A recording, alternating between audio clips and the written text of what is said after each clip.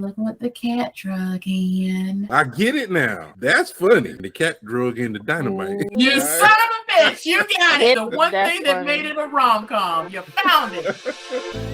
Hello, everyone, and welcome to Sips and Scripts, the podcast where we make a cocktail and talk about one of our favorite films from the past and present. My name is Terrell Bernard, all-around cool dude. My name is Kayla Rose, and I am the blogger behind InMyTheater.com. I'm Kirsten Jackson, and I am a blogger, a cocktail influencer at lowcountrysocialite.com. How's everybody doing this week? Great. Good. Still blessed and highly flavored? Yeah. Flavor. Yeah. I am blessed and highly favored in the eyes of the Lord. Thank you. I see you've been highly affected by this week's movie choice. Hearing this deep Southern accent you got. I reckon so that my accent might match this movie. I'm gonna say it doesn't. However, You wouldn't be able to tell failure, but a try. because there wasn't barely any of us in this movie. Dude. Right. Anyway, Well, it might have actually only been one. Yeah, Well, he was from New York. Oh, two. Can't forget There the was- maid. Oh, yeah. oh my. Okay, And the guys, mailman. you idiots. All right, for those of you who are wondering what the hell we're talking about, this week's episode is about the 2002 romantic comedy Sweet Oh, Home it's a comedy? Alabama. I did not know Yeah. this was a comedy. You know what? Really? Ooh. Okay, It was okay. You could classify this as a comedy, but it just wasn't funny. to It me. was, Wasn't funny. you know, light on the comedy, heavy on the romance. This is Like the way I see rom-coms is like they like be on a sliding scale kind of thing. Like Mhm. some of them be more heavy on the comedy Mhm. and light on the romance, and then some slide the other way and it's like heavy on the romance, light on the comedy. You know what? Some are right down the middle. Mhm. And I felt this This movie is was kind of right down the probably- middle. This is wasn't no Owen probably Wilson a film. hilarious movie for Southern conservatives.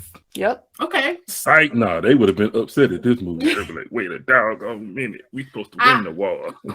I would say at least I would say at least for Southern Republicans. Sure. Yeah, that's it. I definitely think they would. This is right up their alley. It just wasn't up my black Southern alley. Of course. Well, we will talk about it. But Yeah. first, Terrell, what is your history with this film? I Is it something have- you've seen before or anything? Zero history with this film. When it came out, I wasn't interested, and it just wasn't something that was like, I like the actors that are in this film, but this wasn't something that I would like, ooh, I got to see Sweet Home Alabama. No. Mm-hmm. Okay. What about you, Kayla? What is your history with the? I know the song. Sweet Home Alabama. But that's about it. About it. I've heard of the movie before. I had never had an interest to watch said movie though. Gotcha. Okay. I did not see it in theaters, and I imagine it did go to theaters. Yes, this Yeah. is definitely theaters. So I feel convinced that I saw it as a Blockbuster rental or something like that. Not Blockbuster. Blockbuster, baby. Blockbuster said, bring me back my movie. That's funny. No, I used to go to Blockbuster at least twice a week and rent movies. That's a throwback right there. Mhm. Oh, you rich. I used to No, like it's- Blockbuster. I think we should bring it back. Bring back Well, so VCRs nobody will and go? And then what Blockbusters. would we do? I know, just Hell go there and look no. around like, We should just Blockbuster. I should design a designer like a VCR because like people would buy them. No, Yeah, they they'd be would. like rhinestones, No. VCRs. No, But yeah, that's my history with the film. I know I've seen it, but I cannot pinpoint exactly when I first saw it. Reese Witherspoon is one of my favorite actresses. I have Behind feelings Queen about Latifah and behind Sandra Bullock, but she's up there, at least in my top 5. is she still acting? I haven't heard of her being in anything in a while. I don't know. Let's see what the last thing she was in, because I'm sure there's like a filmography here on Reese Witherspoon, y'all. She is producing some stuff. Oh, okay. Yeah. Oh, she was in Sing. Oh, she was in Sing and Sing too. Okay, I didn't know that. Yeah, it looks like she's been in a lot of movies. Return to Lonesome Dove. Good Lord, what the hell? Yeah, it looks like her latest projects have been where she is doing voiceover acting and some producing stuff. But she was in that really big miniseries on Hulu, that Little Fires Everywhere with Kerry Washington. Excellent show. Yeah, that was good. And she was racist in there too. That's why. That's why I say she give out good racism vibes. You know, I feel like she does those kind of characters because I don't want to say it's like strong racism vibes, but it's like that whole default racism that white women just tend to have. Yeah. The South will rise again. Yeah, like that whole be complicit with like white men who do racist shit and be like, it is what it is, and I know I'm not racist, and because I love black people. I had a black maid growing up. Anybody who says I love black people like that, I'm walking away. I do not believe you. It's white people that say stuff like that. I don't even say color. I've heard that a ton of times. Be prepared to be slapped with some contacts on your eyes, because obviously you can't see at all. Jesus, Terrell, you're so violent. But yeah, before we get into the movie and all that stuff, we gotta have a cocktail. Oh yeah, we do have to have a cocktail. What we drinking? What we drinking? Drinks. Oh, okay. In keeping with the Alabama theme of our movie, we're going to make a Sweet Home Alabama Slammer. Okay. You've piqued my interest. Continue. Right. Yes. So this little cocktail has Southern Comfort, and Southern Comfort is it tastes like a whiskey, but it's a liqueur, and it's like kind of like peaches and sweet tea to me. And it also has Slow Gin, which is another liqueur. It tastes like plums, and it's also made with amaretto, which is an almond flavored liqueur. And all of that is topped with orange juice. Mixed with orange juice. So the instructions: you take a cocktail shaker and fill it halfway with ice, and then pour all of the ingredients into your shaker, your Southern Comfort, Slow Gin, and your amaretto and orange juice. Give it a shake and strain it over fresh ice in a glass, and you can garnish it with an orange wheel and a cherry and serve it with a straw. And there you have an Alabama Slammer. Ooh. Not bad. Not yummy. Bad. Sounds good to mine. Drink. Yeah, so let's get into it, because I feel like Terrell is bursting at the seams to rag on this film, which this film deserves it a bit. What? Who, me? Oh, I love Sweet Home Alabama. That movie was spectacularly trash. You know what, Terrell? I knew y'all, if those of you who are listening can't see us, Terrell has his Confederate flag behind him because he is a son of the Confederate. And you heard it here first. I just wanted to make that clear. This is my protest. This is my protest to this foolishness I had to watch. So, Terrell is a black son of the Confederate. Whatever. Said no one ever.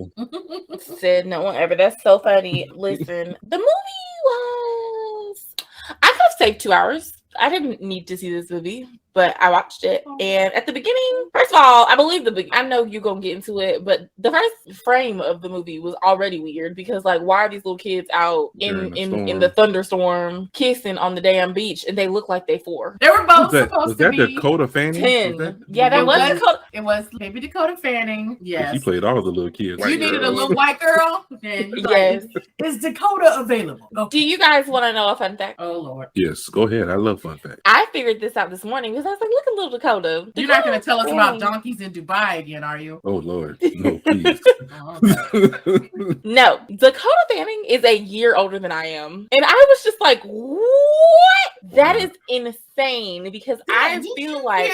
how this girl going to tell us this fact like it's supposed to blow us away when we know you're 12? The blowing away was, I feel like I remember watching Dakota Fanning like be younger than me. Like, I feel like I was old. For that. It's wild. What was the reason for that? Because like, okay, Dakota Fanning did always play like, whenever somebody needed a young girl, the Dakota Fanning played that. But she was also like typecasted as playing like children that appeared older. Like she was always like, what's the best way to say it? Like she would always be cast as a wise child, like a precocious child. Yeah, that's true. So she always presented as a little girl that's playing older. Because even when she was in Twilight, like obviously she had grown up a bunch, but I was still like, she's a teenager. Gotta be a teenager. Wild. Same age as me, like in Twilight. And I was like, couldn't be. Yeah. But they always cast children that are older and look younger, because like Macaulay Culkin is way older than me, but I was like, me and Kevin McAllister, we got to be about the same age. And I was like, that is so wild. Yeah.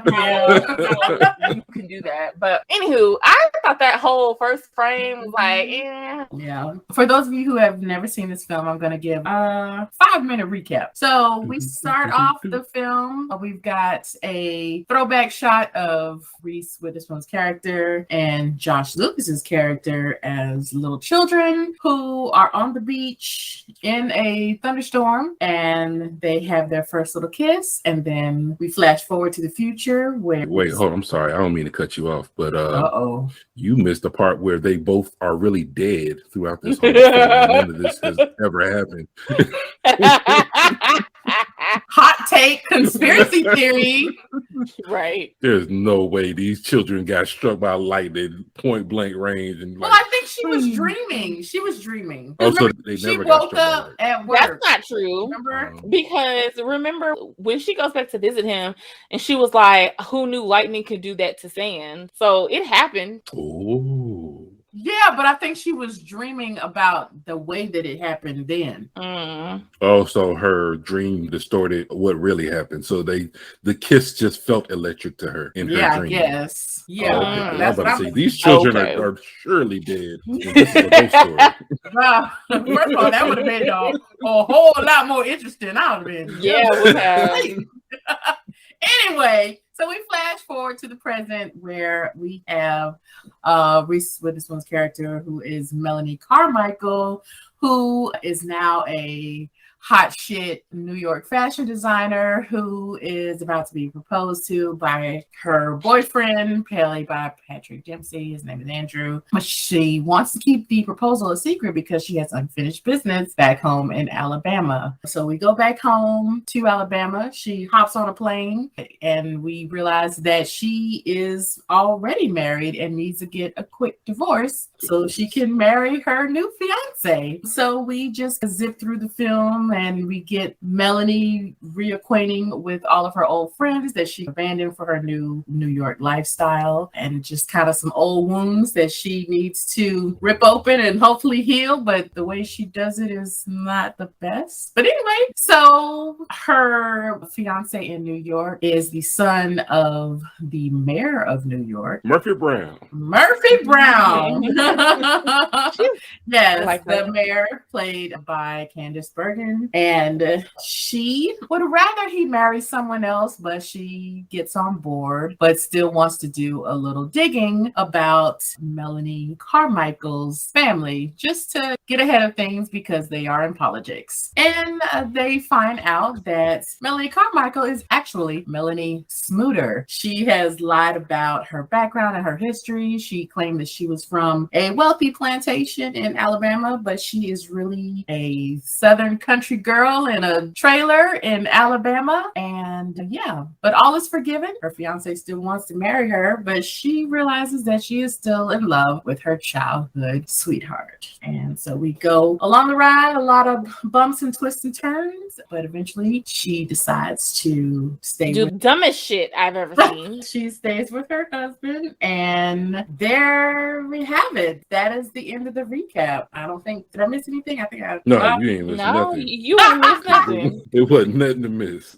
So let's get into it. Let's get into it. This movie had a budget of $30 million and it was a box office hit. It grossed over $183 million worldwide, so it made its money back, probably. But yeah, it is. The film stars, like I said, Reese Witherspoon as the main character, Josh Lucas as her first husband, Patrick Dempsey as Andrew, her fiance. Mary Kay Place is her mom. Jean Smart, you may remember from Designing I think Women. Jean Smart should have been her mom. You think so? I would have. It would have made it. I would have loved to see that mom. too. Yeah, I then like some Jean random Smart. lady at the bar. Mary Kay Place, but she was in Big Love on HBO. I used to watch that show a lot. Never saw it, but go carry on. Great show. Candice Bergen, who was Murphy Brown back in was that the late 80s, early 90s? Yes. The 90s? Mm-hmm. Yeah, my mom loved Murphy Brown. Oh my God. But anyway, they even came back with Murphy Brown for like a season. They did on CBS. I was like, oh, okay, we don't need to do that, but thank you anyway. Appreciate it, but we're good now. Thanks. But yeah, let's get into it. Y'all, this girl was over here engaged to this. First of all, my advice for you: if you got a past and you getting hot and heavy with somebody, let them folks know your past, because all of this could have been avoided. Exactly. You trying to be somebody you not, when if you would have said something at the beginning, I'm sure that man would have been like, okay. At least maybe not the beginning when you just not get, but you done know that you done synced your paws into this person. You should have been like, listen, I got some things I'm gonna need to take care of before you even think about or begin discussing marriage. Let me tell you what I did when I was young and dumb. Could have prevented all of this. I agree with that to a certain extent. I feel like she was still young and dumb. How long you get to be young and dumb? Reese was in her 30s playing this role, but while I was watching, I was trying to think of the timeline, because she was like, yeah, we got married right out of high school, so I'm assuming that they got married probably at 19 or 20. And then she was gone for 7 years. So I was like, she had been like 26, 27. And already made it? Wow. Yeah, and that was some privileged shit that I was like, okay. Yeah, it was like a lot of weird stuff that they threw into this movie to like put it together. I was like, okay, you're this hot shit fashion designer. Like, how did that happen? And you came from nothing, but okay. But believe with me. No, I was wondering, but now I see, because I didn't know that. Okay, so she got married, she got pregnant, and then so the baby miscarried. Is that what happened? Yeah, they had a brief moment in the film where they were like, they revealed that there was a miscarriage, and I felt like there could have been more devoted to that, because I think that what happens in a lot of rom-coms is that it's basically, when it's like this relationship between two characters, man or woman, it's usually like either one cheated or one embarrassed the other or something like that. Something breaks them apart, and then they just get past it or figure out what happened and move on. But it was like these two went through a shared trauma of a miscarriage. Like, it was something traumatic, and I felt like that would have been like a new, fresh take on rom-coms, because that is actually something that could happen like in a normal life. The miscarriages happen. I felt like it could have been a little more backstory or conversation on that, but yeah, we didn't really get that. And I guess they wanted to keep in with the whole lighthearted theme of the film, but it was like, because I went through the whole movie. I just read that she had a miscarriage. I was like, did she get an abortion? How did she lose the baby? What happened to this baby? So I guess I wasn't really paying attention that well, because I didn't know she miscarried the baby. Well, in the scene where they're at the cemetery, the coon dog cemetery, and they're sitting down talking, she's like, yeah, we had a miscarriage and I was ashamed because I felt relieved. But back to what like Kayla was saying, as far as the telling of your past, I was like, damn, why did she? Because I feel the same way. I'm like, just tell the truth. Like, just tell the truth. If you are, that's like, you can't just like hurry up and resolve unfinished business, especially something of that magnitude, and have that as the basis of how you start a new relationship. Like, that was already like very far-fetched. Like, she just like felt she could just hop on a plane and just hurry up and get this done. And I guess in her mind, she was like, we already did the legwork, it's just signing the paperwork. And in her defense, they revealed in the movie that they were only dating for 8 months. So maybe she didn't think he was gonna propose so soon. Yeah, that was assumed. It was like that to be that high up. Your mother's the mayor. You're being groomed to run for president of the United States. So yeah, that was. I don't doubt that he was in love with her, not at all. But Oh Lord.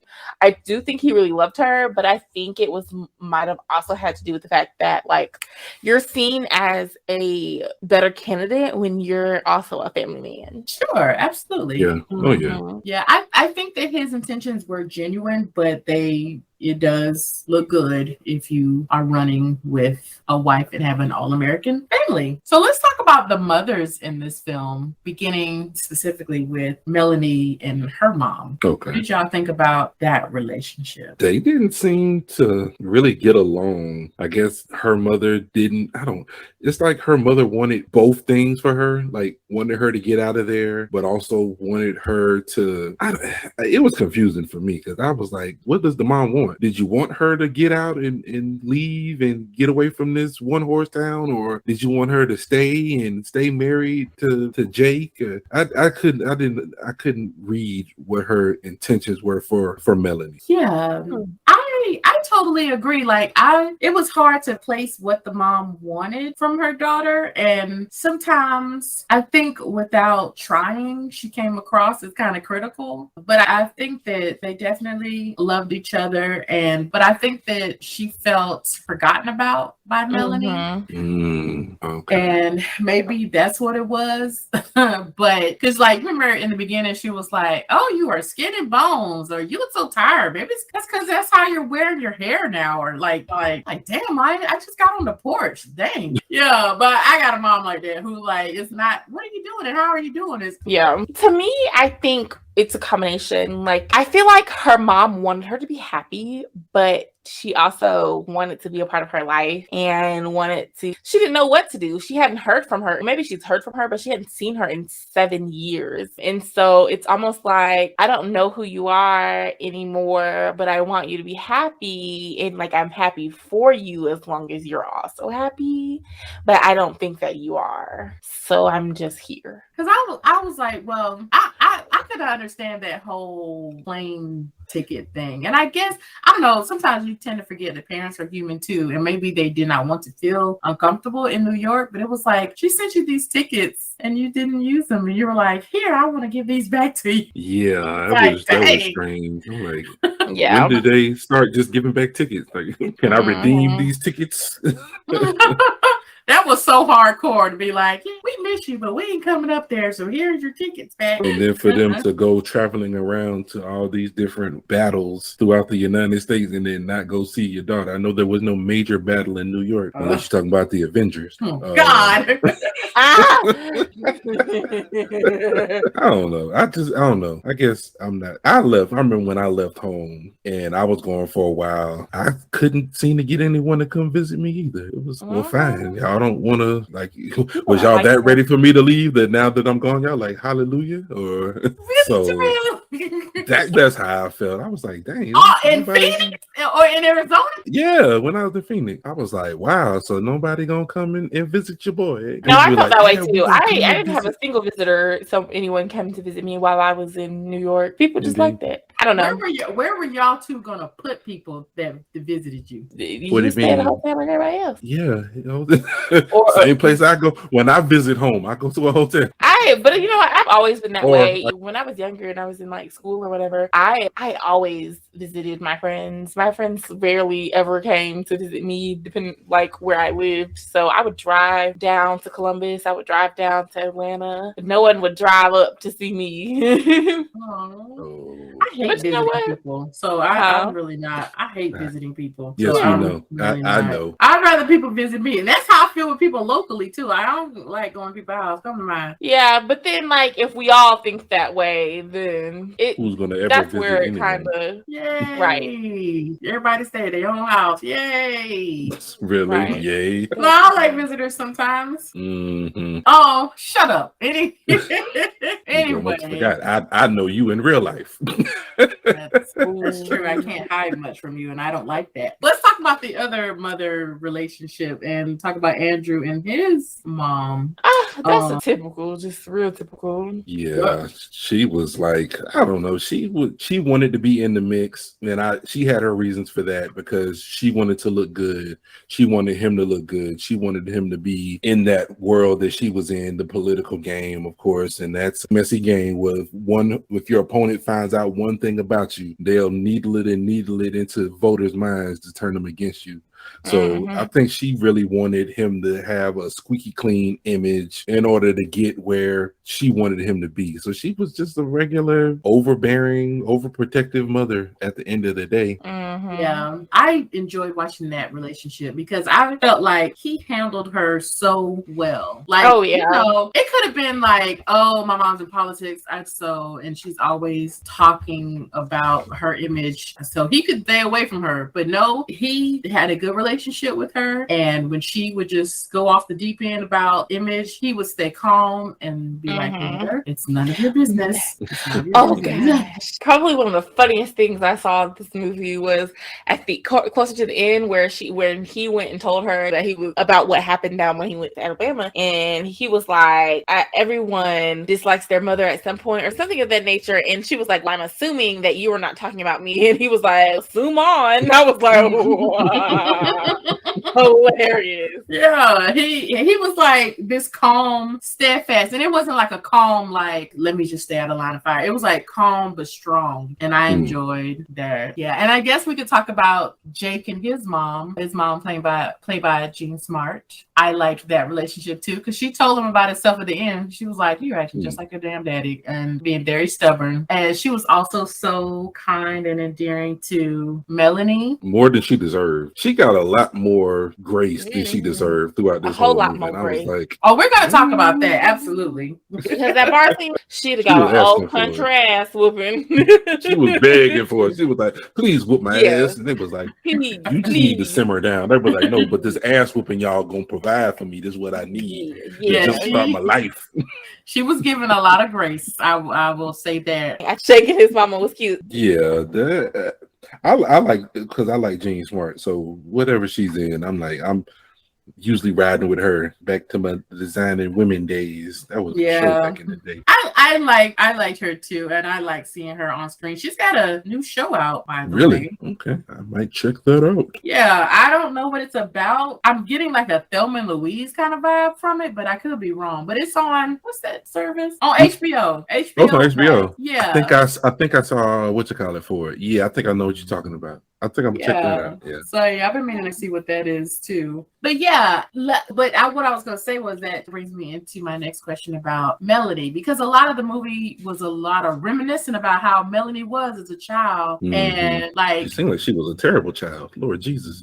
Yeah, but you know, we were badass country kids too. Never caused any property damage. Yeah, we didn't blow up a bank. I say we were regular country kids. Yeah, they was doing a lot. They was over here blowing. Yeah, no, she done tipped the cow. They was over there tipping cows, but you know what? Which is something I still don't understand. That just seemed like a mean thing to do. Yeah, to the cow. Why would you tip a cow? A cow just minding his own business, sleep, because they can't sit down. Right. How would you like to never be able to sit down and then someone just throw you on your side? Actually, not true, because cows sit down all the time. So really? Or they just can't sleep sitting down? I don't know if they can sleep sitting down, but they sit down quite often. I think that I don't know. I'm not a farmer, but I was like, I'm gonna let y'all know right now, I'm not a farmer. Yeah, I just want to put a disclaimer out there that I am indeed not a farmer. But no, I see when I drive, I do see cows sitting down, but I'm gonna guess and say that like they can sit down, but I think it takes a lot of effort, so they just gonna keep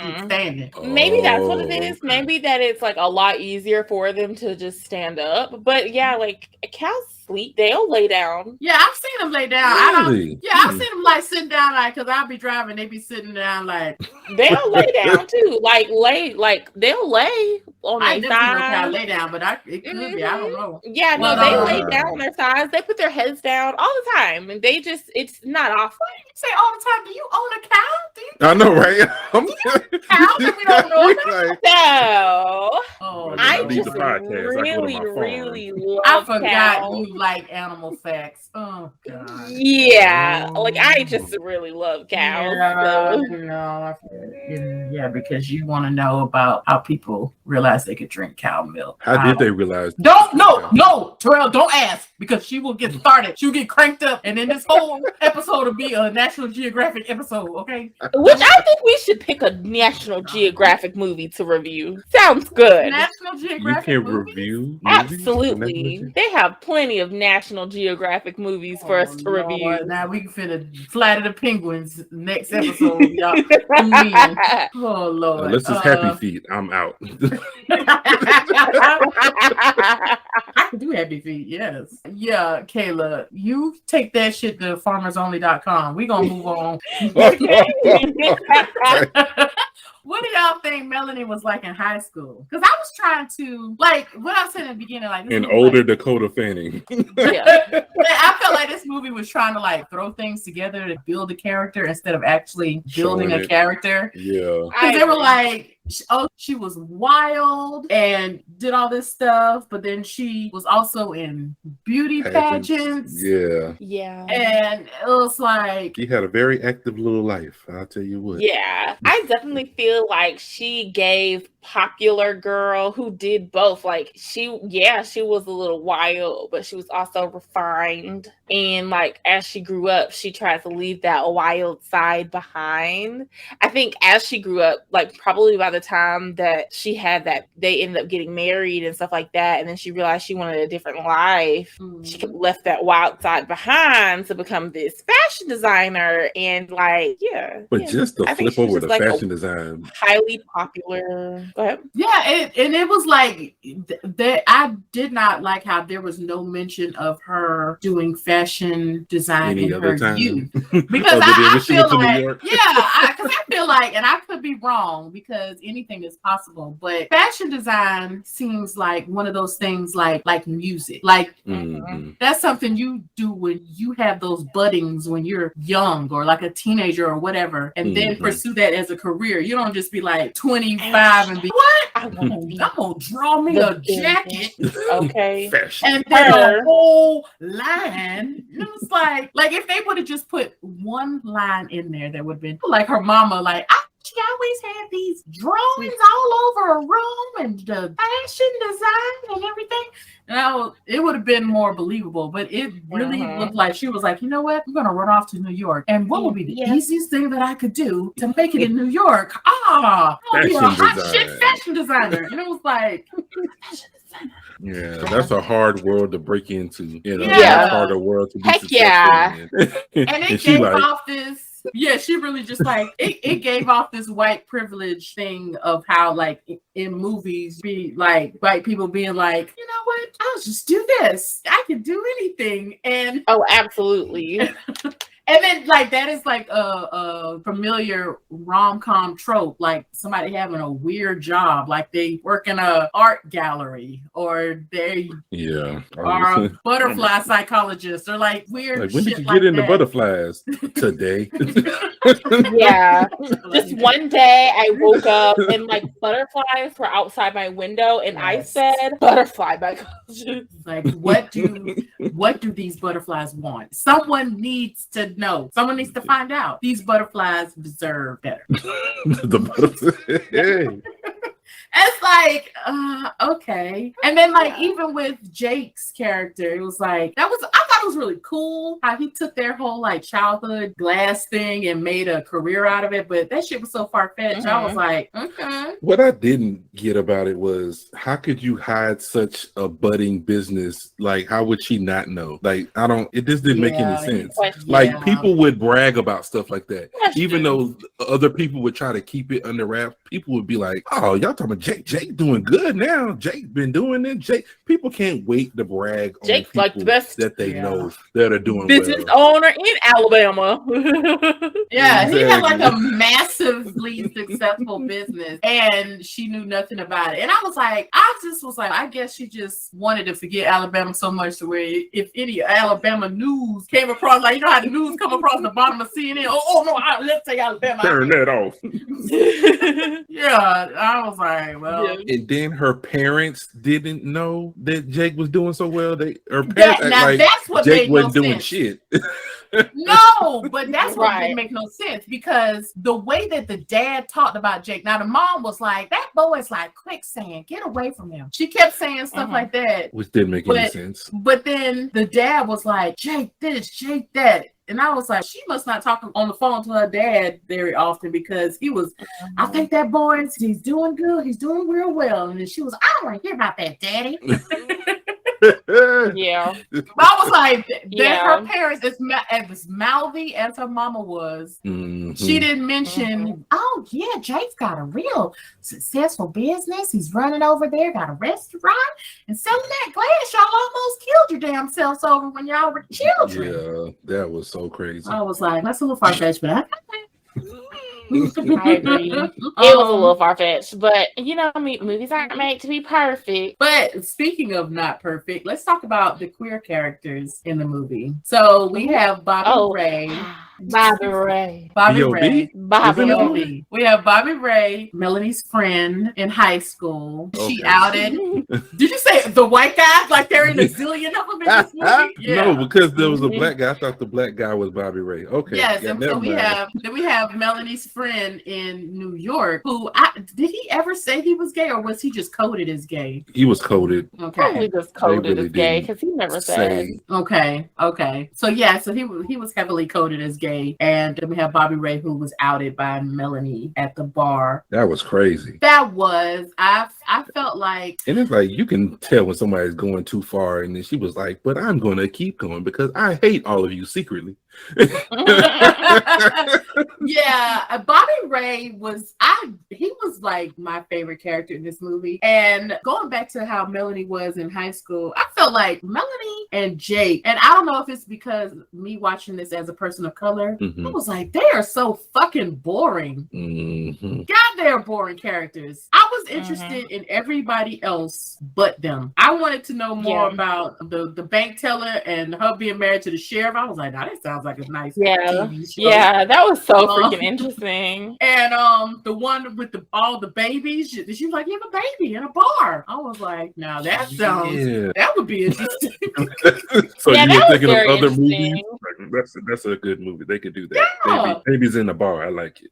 I literally did not care. This whole movie, I was like, I don't care if they get back together or not. I want to know more about these satellite characters that are like around them. I wanted to know more about Bobby Ray, and I think the bank teller, her name was Dorothea. I want to know more about her and Sheriff, whatever, Wade, I think, the sheriff. And I wanted to know, just more about that. And it's like, okay, I know we're all here to see if Melanie and Jake are going to get back together, but I really don't care if they do. But let's talk about some other characters. So that's how I felt watching them. But Bobby Ray, I think his storyline was the most interesting, but he was definitely mishandled in this movie with Melanie outing him. However, it was refreshing to see that in this deep South country town that he was supported when he was outed, and they were like, he's still one of us and one of our friends, and that is the very least. I mean, that's how you knew it was a movie. You was like, oh, wait a minute, I got caught up, and then all of a sudden I realized that this was a movie. What do you guys have any thoughts on the queer characters and how they were treated in this? I was so happy to see the way that Bobby Ray was treated, because what she did was wrong. First and foremost was wrong. But the next day, I think it was maybe the next day or maybe a couple of days later, when they were all out at the fair or whatever, and Jake walked up and was like, now do y'all see anything different than last night? And everybody paused for a minute and was like, no. Well, then go on and get yourself a drink. Let's get a drink. You're not my type. And everyone broke that tension and laughed and kind of went on, and they really didn't focus on it anymore. I think that's how it should be when you learn something about your friends that you did not know, something that obviously makes them uncomfortable. They weren't ready to tell you and they were just outed. Like, accept your friends and move on. They're not a different person just because you found out that they're gay. Like, they're still the same person. They just have a difference of who they like to sleep with. It's not that hard. It's just none of your business. Yeah, I think it's important to point out that outing people is dangerous. Heck yeah. It's very dangerous. Yeah, and like in light of like so many many murders of like trans women. Being outed can be dangerous. And so Melanie was very careless. And even though she was drunk, okay, however, that shit was not cool. It was dangerous. And I really loved the interaction at the fair with Jake's support, Bobby Ray. And I thought it was a beautiful example of using your privilege. Like, he's like a straight white male and a popular in that community. And he used his privilege to support a character that might otherwise be marginalized. And I thought that was just a beautiful example of someone doing that. And so that was a really great scene. One thing I did not like about the queer representation in this movie was sometimes it feels like a lot of times, and it happens in real life too, but definitely in movies where it's like, oh, we have two queer characters, let's just slam them together. Yep. And it's like, just because someone is queer doesn't mean they're gonna like the other queer person in the room. Because like at the end, like there was like this kind of spark they tried to make between Bobby Ray and the Melanie's friend from New York, the black guy. So then it was like, okay, yeah, it's possible that they could like each other, but it's also possible that they could not. So why are y'all trying to make this weird love connection at the end? It was not necessary. I would have to agree because it was weird, and yeah, I must have missed that part. I've seen this movie all twice. Queer people don't love each other.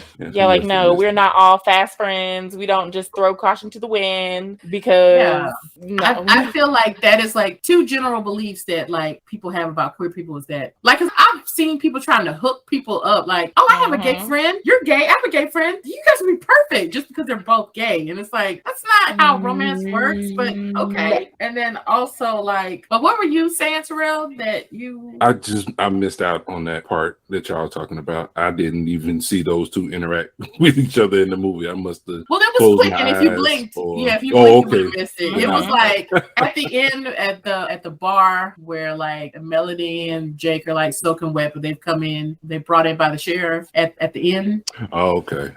Like they're Bobby Ray and the black guy. I hate to keep calling him the black guy, but I just don't know his name. Was he given a name? It was only 3 in the whole movie. Yeah, so they'll definitely know which one I'm talking about. The one that was not from Alabama. They were standing next to each other in the end, and they looked at each other like it was very subtle but obvious as well. But yeah, let's see. Yeah. Oh, Nathan Lee Graham, Frederick, Montana. What's his name in this? That was his name? Oh, okay. Did they ever say that? I feel like I would have remembered. No, I don't believe they did. Frederick, Montana. Yeah, no. All I remember is you're the competition. They gave him a first and a last name and never used it once. Hilarious. Yes. It's such a colorful name and never, yeah. Let's talk about the female characters in the movie. We've already talked a lot about Melanie. Did you guys get the feeling that Melanie just, to me, she felt like those girls in high school that don't have any female friends? Mm-hmm. Yep. Yeah, like when she returns back to the town, all of the women that she interacts with, it's like because when she saw Dorothea at the bank, Dorothea was like, "Look what the cat drug in." And then they started talking. Oh, I get it now. That's funny. Because she worked at the bank. Look what the cat dragged in. The cat drug in the dynamite. Ooh, that's funny. You son of a bitch. You got it. Hit it laughter. Ha ha ha ha. You found it. With the one thing that made it a rom-com. You found it. That's funny. You jerk. No, yeah, she was like, "Put the cat drug in," and then when she interacted with the other woman who had all the children, she was like, "Oh yes, baby," in a bar. Like there wasn't any like happiness or embracing. It was just hey. But when she saw Sheriff Wade, it was and ran and jumped on him. Then it was Bobby Ray, and then I agree. The other guys, like every guy, she was like excited to see. And it was like, okay, and I was like, I really hated how they made these female characters low-key hate each other. And it just made all of the women seem very manipulative. We know Melanie's character was definitely manipulative. They made the mom character seem ditzy a little bit, like this southern ditzy kind of thing. And then they made Andrew's mom, the mayor of of New York seemed like a bitchy shrew. Her character definitely exploded at the end when she was like, she called out Melanie for being manipulative and destroying this wedding. But she was 100% right. Yeah, she was. But she ain't had to go in like that. You can't go in like that in front of somebody's whole family. Like, bro, you have to talk to these hands. First of all, you talking about she's X, Y, and Z, but you didn't. You should have been the first one to have been like, okay, let's just go because I didn't want this to happen no way, and just walked out. Exactly. The bullet was dodged for you because this isn't what you wanted anyway. I would be upset if I paid for this little low country wedding and you made me come out to hot ass Alabama. I would be upset, but I ain't finna do all that. I'd be like, you know what? I told you. Now let's go. Melanie took them on a wild ride, and I felt like her mom, the mayor, her actions were justified until she went in on Melanie's mom, and I was like, okay, now. All right. Yeah, because the mom ain't do nothing. But she was just upset. And it was like, even though you don't want to treat your kids like, I told you so, it was a big old fat I told you so moment. And Melanie took them on like a wild ride. And Patrick Dempsey's character, Andrew, was very weird to me. Oh, really? It was. Please explain. Tell us more. Okay, I get that he was supposed to be a nice guy. And I thought it was great that he was just such a good guy. But he was almost too nice to where it was like, are you okay? Like when she leaves him at the altar and he's like, so that's what this feels like. And he almost took it like he was high. But his mom alluded to it. So I think it was more so like she was like, remember when he left the last girl? It's just like that. And he was the one always in the position leaving people, and now he finally saw what it felt like to was he? Because I didn't they said that he left the last girl? Yeah. I just thought that they dated. They didn't say that how they broke up though. I don't know if they were engaged or anything, but she was like, yeah, this just like when he gets ready to leave the next girl. So I didn't hear him talking about leaving.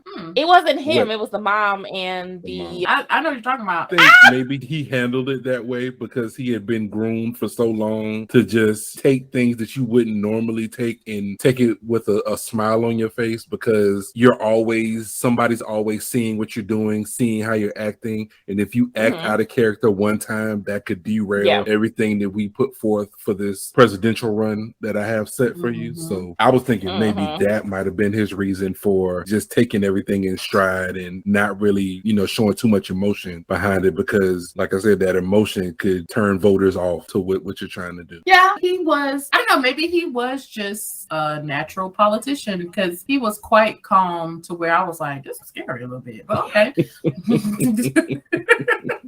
That's funny. But yeah, because the only time we see him visibly get upset is when they're at the battlefield and he's like, finds out that she was married to Jake, or still is, and he's like, I don't want to talk, and he's walking away and she's trying to run behind him. But then a few seconds later, he's back at the house apologizing, and it's like, you didn't do anything wrong. But okay. No, really didn't. Did not. He was really kissing her ass throughout this whole film. I was like, whole film, like Kirsten said, a lot of grace. A lot of grace, because baby, you're not even that big of a catch to me.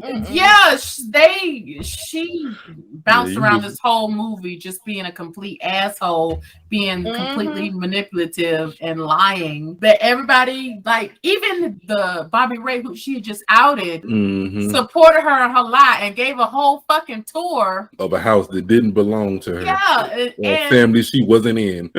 Yes, I'm not gonna say, I don't know how I would have reacted. I'm not gonna say I'd be like, that bitch is lying. But even if I was like, I'd have been like, I don't really have anything to do with that, and I would have shut the door. That old man show didn't give her no grace. The old man was like, I don't know that bitch. Never. Just crazy. That was funny as hell when he said that. He was just standing there looking crazy. Like, I got two questions. Number one, I don't know where you guys know Patrick Dempsey from, but I mostly know him from Grey's Anatomy. Do you think that his nickname, McDreamy, applies to him in this film? Is he Mr. McDreamy? I have no idea. This man would never be in any of my dreams. So I think I'm excluded from this conversation. This seems like is he okay? That's okay. one-on-one. Kirsten, is he the McDreamiest dream man of your dreams? Is he who the sun sets on? No. I thought he I don't know, because it's hard to tell with a politician. That, like, him filling the room with flowers was really sweet. Sort of obnoxious, but sweet. The whole Tiffany's proposal. Oh God, that was beautiful. It was beautiful, but it was also over the top. And it's like, did you do this in an over the top way because this is how you show your love, or is this how you feel as a politician you should do? Good question. Good question. And because I don't like watching that whole scene with the proposal. I don't know if I'm just ain't shit, but I just kept thinking about how that's fair. I just kept thinking about how, like, it's like 8-9 o'clock at night, and you got these fucking workers here to help you propose to your girlfriend. That's sweet and stuff, but I'm sure these people have families that they would rather fucking be home with. But that commission check, though. Right. That's what I was thinking. I was like, I hope that they got compensated for that, which he probably did take care of them. But that's what I kept thinking. Like, I was not blown away by the romance of it. I was more focused on that. And I felt like that took away from the power of that scene. That's like just you, because I can hear any man, woman who would like to marry me. I would absolutely adore a Tiffany & Co., a K Jewelers, Jared's. Like, I don't care what. Well, it's not the fact that it was Tiffany's. Yeah, Tiffany's is very nice, absolutely. But it was like, no, I'm talking about I need to shut the whole store down with every single person in it. Like, I would like all of that. Thank you. One day out of their lives, they will be okay. They will be okay for one day out of their lives, especially if they get some extra money. They will be okay. I hope they were getting extra money, but it was just. Now, if I found out that they weren't giving extra money, I would be more pissed. Like, did you pay these people to be here, honey? No, let me fix that right now. Get out your checkbook. Pay these folks because they missed some valuable time. But at the end of the day, go ahead and recreate that for me. Thank you. The thing about it made me think about, like, the people working there. It was like, okay, so we have Andrew. He's this politician. Good and damn well that he didn't go in the store and be, you 12 people in here, I want to pay you extra to be here later. He probably called the store and was like, I have a proposal I want to do. Can you shut the store down? And they were, absolutely, sir, we'll take care of it. And their manager was probably like, listen, we have a very important client that wants to shut the store down, so I need you guys to work late. Now, whether there was like extra overtime or whatever, okay, but it felt that it gave off a mandatory overtime vibe. And I've been in a situation where there's mandatory overtime and that shit, even though you get more money, that shit sucks. Like, so it just gave off like this whole, or you don't get more money and you get comp time. Bam, there you go. And I hate a comp time. that part, and it just gave off this whole like white privilege thing, like, oh, I'll shut down the store, Tiffany's will take care of it, I'm sure they'll compensate the workers, I don't even have to worry about that. And it was like, it just was gross to me. Interesting. It was a nice gesture and I get it, it was sweet, but I was just like, and you just got to stand up there and smile while this dude was walking around, and it was just like I think if we went into that mindset about a whole lot of stuff, no one would ever do anything ever at all. It's all right, so let's get into the moment we've all been waiting for, because Terrell, I know how the black characters were treated. You mean there was a maid and a fashion designer there treated and a how? mailman. What are you talking about? Like, I counted 4 black characters. I counted 4. Who's the fourth one? One at the bank, one at the post office, the maid, and the fashion designer? Yes. It's funny that I kept a count of them as well. Had to make sure they were all right. Like, all right. Yeah. Link if you need help, brother. They weren't really treated any kind of way, to be honest. There really wasn't anything real blah that happened. He was a fashion designer. He was just living his life. We have a maid who that shit is already wild, but I think she was probably annoyed by the way that they were treating her, which rightfully so. I wouldn't want to be nobody's maid. It gives slavery. The mailman, I think, like they didn't treat him it was very neutral. And then the other person, he was at the bank. Was he a cop or like a security guard or something? Mm-hmm. Yeah, like she didn't really treat him any kind of way. It was very neutral. They were just characters. I can't say that. I think they were all treated terribly. Really? Mm-hmm. It just gave very neutral, like, I'm just a character here vibes. I feel like, okay, even though obviously in a big plantation house, there's going to be some maids in there and they are almost always going to be women of color. I was like, I just kept feeling sorry for this woman. I was like, and she was an obviously older woman, so is well aware of the Jim Crow South. And it was like, you have to go to work at this place every day where the owner of this plantation or manor is dressed in Confederacy clothing. Like, that's just, I was like, I felt so sorry for her. And it's just like, it's annoying that like some regions of the South cannot let the Civil War go. Like, because there are Civil War reenactments all the time. And it's like, it's frustrating to have CRT is such a terrible thing to learn, right? While there are reenactments of the Civil War like on a weekly basis somewhere down south, and their whole argument is like our history shouldn't be erased, but our history was erased, and it's like it's frustrating to see that stuff. And I felt like with the whole Confederacy stuff, it wasn't necessary. It was not necessary to move this plot along. The Confederacy stuff was just not necessary to move this plot along. And it felt it felt like they put it in this movie because it was like, oh, it's supposed to be this movie about this Southern girl that returns home and this is how the South is. And it's like, no, it's not quite. No. Yeah, the South is so much more than that. There's so many different parts of the South. And it was like, okay, I guess we're supposed to understand that we're going to a predominantly white town. But it was like the few Black people that were in, I wish they would have had at least just one Black character that was their friend or that they knew. That was, he didn't have to be rich or anything, but he was just like a person other than somebody in a servitude role. Oh, gotcha.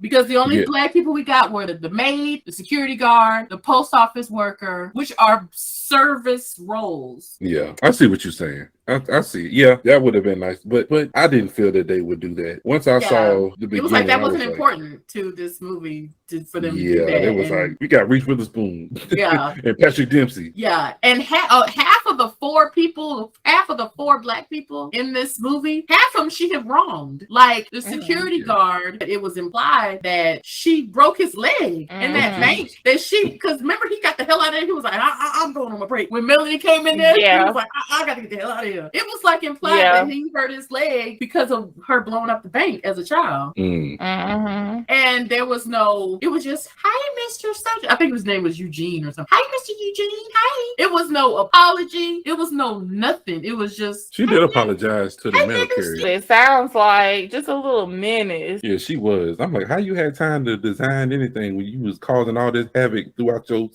whole life? Yeah.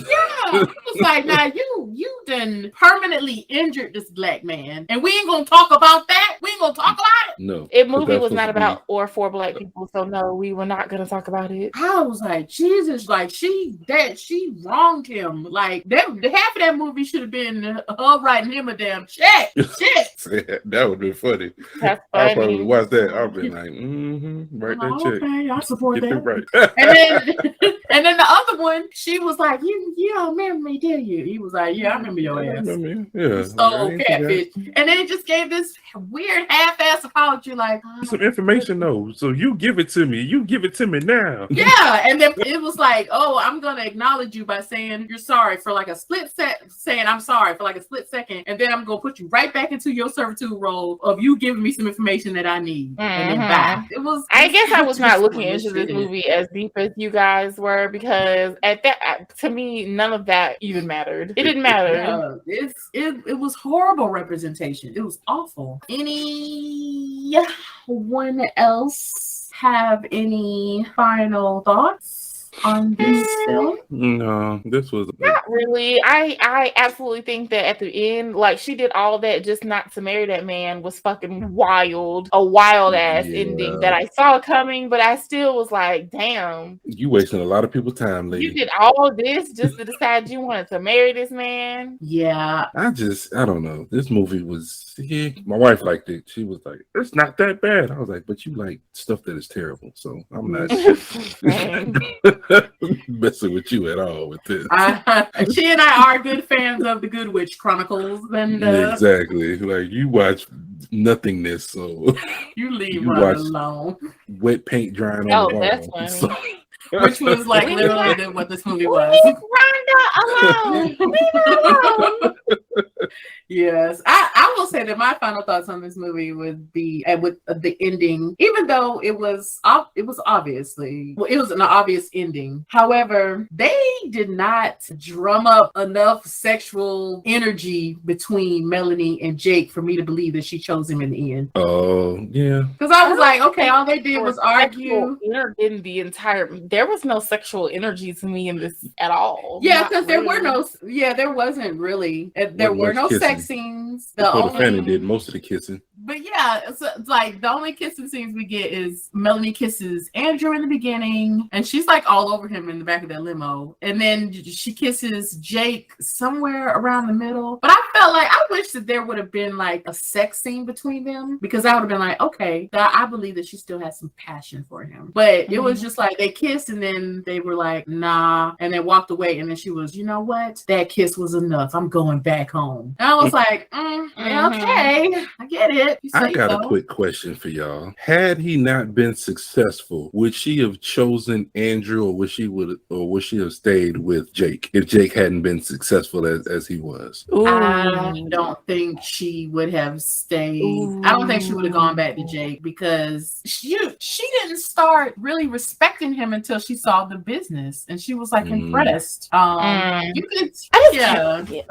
was the most unrealistic ass shit, because my ass is not gonna leave this politician New York to come back to Alabama to a man, a life that I left 7 years ago, and just because he got a nice little business now. Yeah, that shit was weird. Like I was like, do I have an ex where I was like, okay, they were shit when I was with them, but it's 7 years ago, and if I see them and they just like super successful, would I be like, I love you? I can't think of none of them fools. I'll be like, no, not one. Okay. Literally not one person that I could ever think of. Just not one. Terrell, you look like you want to say something evil. No. Terrell, I just wanted to know, because I just was like, I don't see why you would, but because I think she was more in love with the lifestyle she had in New York than she was with Andrew anyway. I think she just loved that city feel, because when she came back, she started belittling people that had known her all her life because they weren't where she was. I'm like, people live in the South, people live in the North. It really doesn't make much difference where you live, and it doesn't, like, resources, like a little small town won't get as much resources, of course, as New York City, but you can still live a good life and still be happy where you are, because somebody has to live somewhere. But you know what? This movie did a lot of work trying to separate Northerners from Southerners, to where it was almost fucking weird. Because like when you went down south, everybody's got on like flannel shirts and jeans, and the women had those weird hairdos like Dorothea with them little curls on the side of her head, and it's like cowboy boots, and it was like, okay, yeah, some people do dress like that down there. But then like when Andrew and his mom came, like she had on a suit and he had on a damn jacket with an ascot, and just like, and then when the black guy came, he had on like the gayest flamboyantest color suit. It was like they tried to make them look so super New York, and it was like, some differences, but you wouldn't dress like that going there. Well, it wouldn't make any sense to dress like that. Yeah, most people would at least dress weather appropriate. I had no idea if this movie was in the fall or the summer or what. It was summertime, all that rain. Goodness gracious, it was storming down there. Jeez. He picked the right place to start that business. The lightning strikes. Yes, all that you need. It was quite a lot. Yeah, I was like, okay, that was a lot. But yeah, I think that is it. Let's have a little happy hour. It's time for happy hour. Terrell, out of all the characters in this movie, who would you sit down and share your cocktail with? Who would you share a cocktail with? Share a cocktail with. Since I like Jean Smart so much, I would share a cocktail with her. Okay. Is there a reason why you share your cocktail with her in this movie? I just like her I think I would like her as a person. What, Jake's mom? Yeah. I think she was real down to earth. She was like, pull up a drink.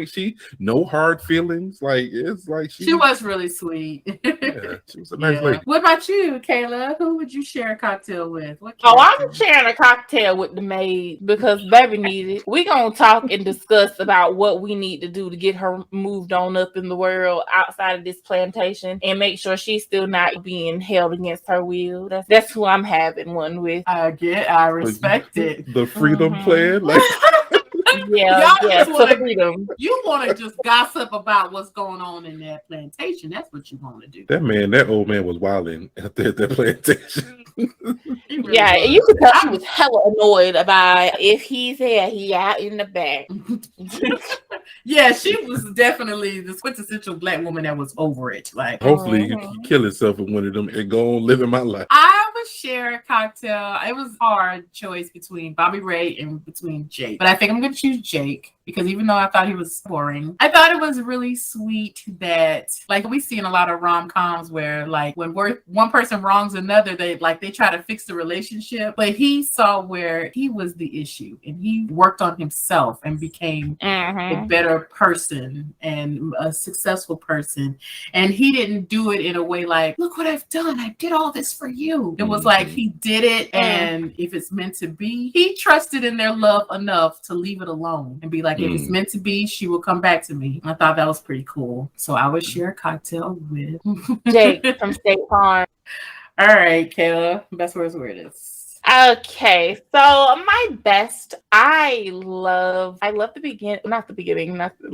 towards the beginning, the whole fashion scene, her being a designer, and you could tell she was a really down to earth. It was awful. Oh my God, I meant to say that. No, I didn't mean the fashion was good. I liked seeing the scene of that world. Oh, did it remind you of your New York? It did. It reminded me of my New York days. So that was really lovely to see. And even though we should think of the workers, I really enjoyed that shut down Tiffany's scene because that's how a princess should be treated, aka me. So that was my best part. The worst part of the movie was I could not believe that this heifer did all of that to try to get this man to sign them divorce papers and then got a little impressed with his damn business and was like, oh, hold on, this might actually be a thing for me. I was like, it was, you could see it coming, obviously, but I was still like, really? And then I think the weirdest to me was probably just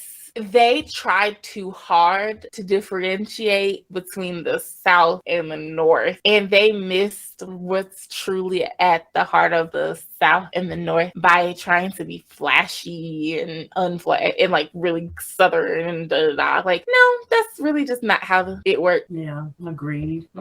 You're up. Me, okay. The best part of this movie was it wasn't a very long movie. Okay. The runtime on this movie was okay. The worst part of this movie was that there wasn't really anything going on that really concerned me. In my opinion, I was like, this movie wasn't made for me or geared towards me. And the weirdest thing about this movie was that those children should be dead. Why aren't the children dead? According to you and your conspiracy theory, they are dead, and this is a ghost story. That made the movie a whole lot better. When I saw the first part of the movie, I was like, ooh, if this whole movie was just them trying to escape this lightning, I would have watched this for an hour and a half.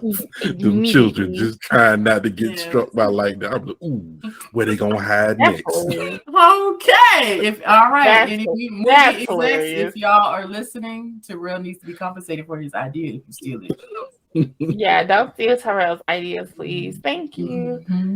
Yeah, best worst weirdest for me. Best, I like Reese, and I like her because I feel like she's just. I don't feel like I feel like she's attractive. Yeah, but she's not this glamorous, over the top movie star. She's just, even though she is one of the richest actresses in the world, but she just seems down to earth. Like she just seems like somebody like you could have a conversation with. And so I like her movies, and she is one of the queens of rom-coms. So this is her wheelhouse. So whatever. But so I do think that her acting was well executed. I would say the worst was, gosh, the black representation just really makes me angry. It could have been so much better. And I think it's just saying that this movie, it just isn't for us, is just like, it's true, but it's unfair. And it is reminiscent of a lot of Southern history just not being for us, like where we were mistreated and relegated to service roles. And it was just very reminiscent of the South in a lot of ways, the bad parts of the South. Yeah. So that was definitely the worst, just the black representation. The weirdest, I would say, would be Melanie choosing Jake over Andrew. And not even necessarily just over Andrew, because to be honest, either one of them would have been a decent catch, because Jake made himself successful and Andrew was obviously successful. But it was like, there was no passion. It was like you couldn't even see like, oh, there was no point in the movie where I looked at them like, oh yeah, these two really up that day. It was just a bunch of bickering and like just okay. And I think 7 years is enough to get over somebody completely and not. Well, yeah, I feel like maybe it could have been, I don't know, maybe if it would have been like closer, like if it had been like 3 years or something. But I was like, 7 years? In 7 years, you're a new complete person, because isn't like 7 years that you have all new cells in your body? Like y'all heard that?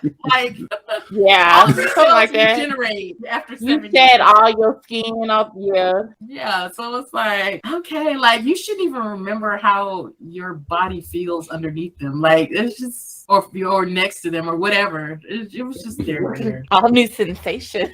Yeah, which I get. Some people do have like love that they go back to, but that was just far fetched. Okay, that was my weirdest. But hey, who knows? Yeah, who knows? So, I'd have to agree with everyone on these points here. Ain't no way. 7 years, sis, and he only did like a little bit. He got like the amount of money that your politician almost husband is finna touch versus what Jake is probably touching. The notoriety, getting you where you want to be in your fashion career. And I know we're not supposed to just marry for those reasons, but damn, you going backwards. That was a lot. I wish there would have been more talk about the miscarriage, especially now that, and maybe I'm looking at it with my like 2022 lens, like we're going through this Roe versus Wade thing right now. It would have been nice to hear more conversation.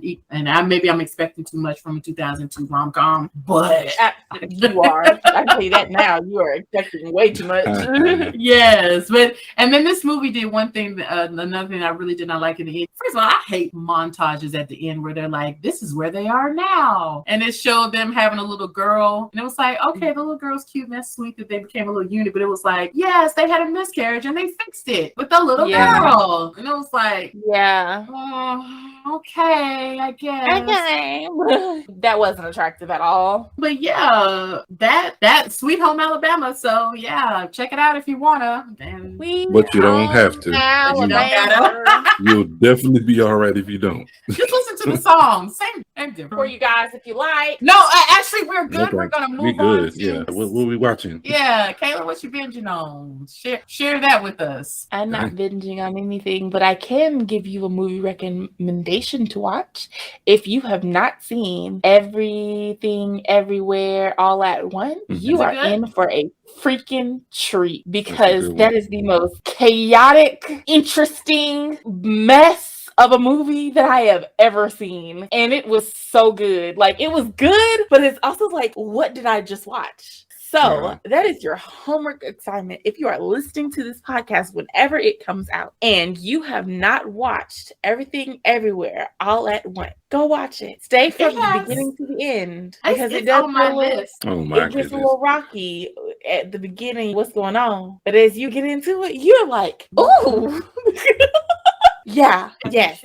Okay. See, I'll watch it just for her because I absolutely love You're gonna like it, but you're also just gonna be like, "What's happening?" So yes, that is what I watched. And you scaring me now because you like chaotic movies, and so if you watch a chaotic movie, be that was nice, streamlined, tight. And if you say it's chaotic, I know it's gonna be over the damn top for me. Yeah, you guys just have to watch it. But the trailers look crazy. So I guess I can expect that. It is nothing of like what I thought was happening in the movie at all. Okay. Yeah. Fair enough. I'm gonna check it out. Let's see. I watched twice actually already. Chippendale Rescue Rangers. Shut your fucking mouth. Are you serious? Chippendale Rescue Rangers. It was actually really good. No, it's a new. They redid it? It's a new movie. It's a movie. Oh, it's a movie. Is it live action or is it? It's a mixture of all art styles. So they still have puppets. One is CGI. The other one they would have like 2D. two actors. One is Chip, one is Dale. And then nobody wants to see that. First of all, that's funny. I heard that movie was actually really good. It is. It is really good. Yeah. And you just have to love that show. It is so, man. It's if you get a chance, watch it. It's on Disney Plus, but it's just really good. Chippendale Rescue Rangers. Yeah, man. I remember watching it twice before. Wow. It was off the air before you were even born. Okay, well, maybe not. But I know because Chip and Dale are in like Disney stuff that I've seen before, I think. Oh, yeah. What were they in? They were at least in a book.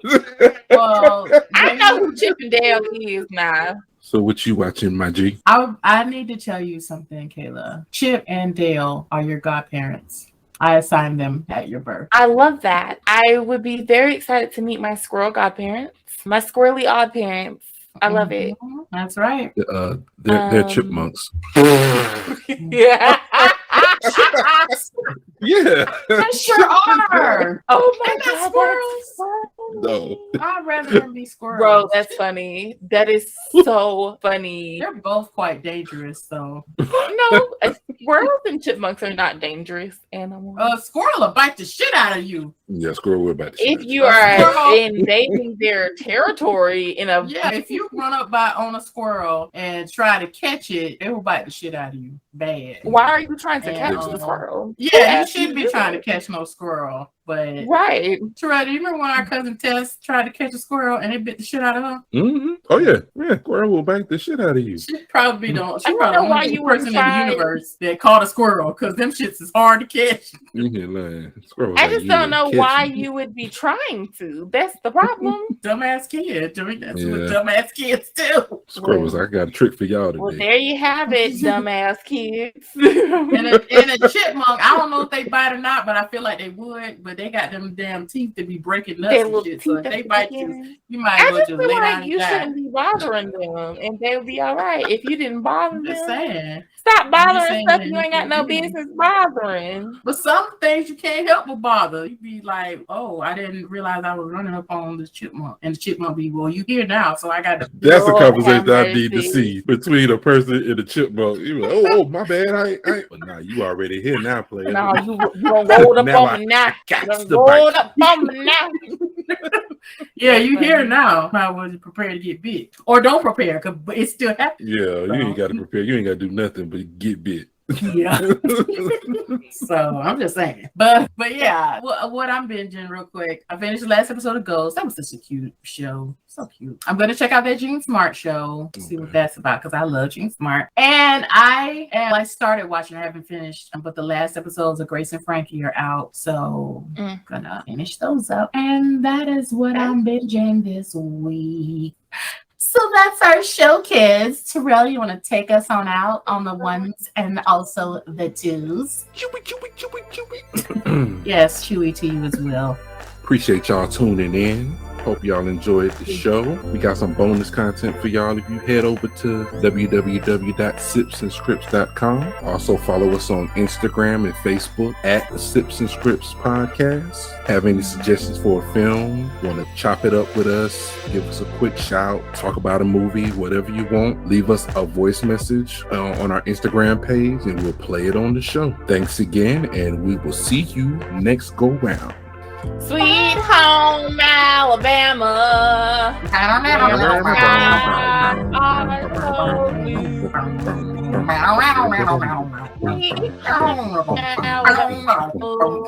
Lord, I'm coming home. What is going on? That went way left. Yeah. I don't know how the song goes, so. Terrell, what mouth instrument were you playing? Because I was playing the mouth banjo. That's what I was doing. Sweet home Alabama. I'm coming home to you. Home to you.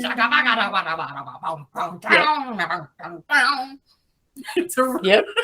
Yep. Like, they what can is pull our going show off on the air here? because they're gonna be like, that was the racist. Whatever. We'll be back. Yeah. Under another name. Yes. It'd be Scripts and Sips. Yeah. Something about this seems familiar. Quite a conundrum. Yes. You idiots.